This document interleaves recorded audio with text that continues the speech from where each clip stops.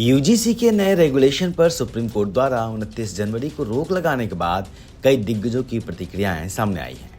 दलित और ओबीसी नेता जहां सवर्णों को खुश करने में जुटे हैं, तो सवर्ण समाज के न्याय पसंद लोगों ने सुप्रीम कोर्ट के रोक के फैसले पर अपनी असहमति दर्ज कराई है।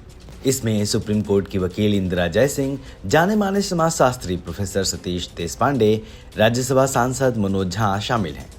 तो वहीं बाबा साहब डॉक्टर आम्बेडकर के पोते और वंचित बहुजन अघाड़ी के राष्ट्रीय अध्यक्ष एडवोकेट प्रकाश आम्बेडकर ने भी नए रेगुलेशन के पक्ष में मोर्चा खोल दिया है।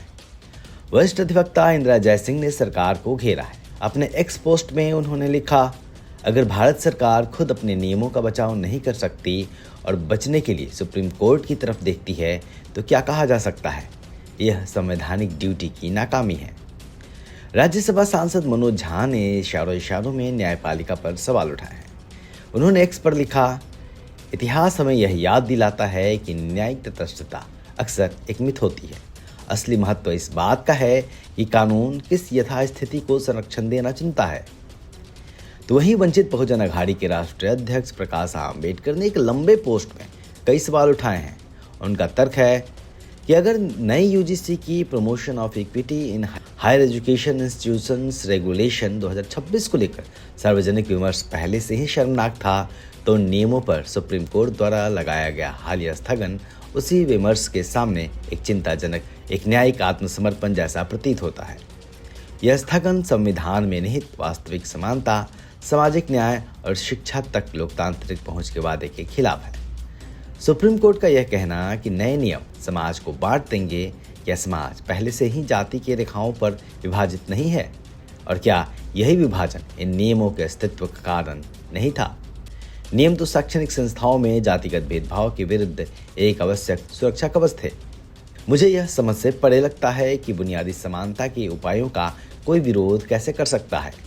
इन नियमों के खिलाफ हुए प्रदर्शन स्वयं में रोहित वेमुला, पायल तडवी और उन हजारों लोगों की स्मृतियों पर प्रहार है जिन्होंने शैक्षणिक संस्थानों में जातिगत भेदभाव झेला है और आज भी झेल रहे हैं। यह एक दुखद दिन है।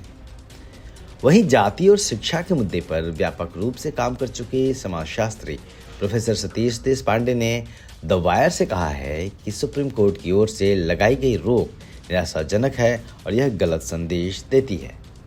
उन्होंने कहा, उच्च जातियों की यह चिंता थी कि उनके साथ भेदभाव हो सकता है। हाँ, यह हो सकता है और कभी कभार होता भी है, लेकिन हमें देखना चाहिए कि समाज में ऐसी घटनाओं का पलड़ा किस ओर झुका है। समाज में शक्ति समीकरण क्या है, यही हमें देखना होगा। बता दें कि दरअसल साल 2026 के यूजीसी के नियम सुप्रीम कोर्ट में 2019 और 2016 में कथित जाति आधारित भेदभाव को लेकर पायल तडवी और रोहित वेमुला की माताओं की तरफ से दायर 20 याचिकाओं से आए हैं। उन्होंने उच्च शिक्षण संस्थानों में भेदभाव विरोधी व्यवस्था बनाने की मांग की थी। अब सबकी नजरें 19 मार्च पर है, जब सुप्रीम कोर्ट दोबारा इस मामले को सुनेगा। ब्यूरो रिपोर्ट, दलित दस्तक।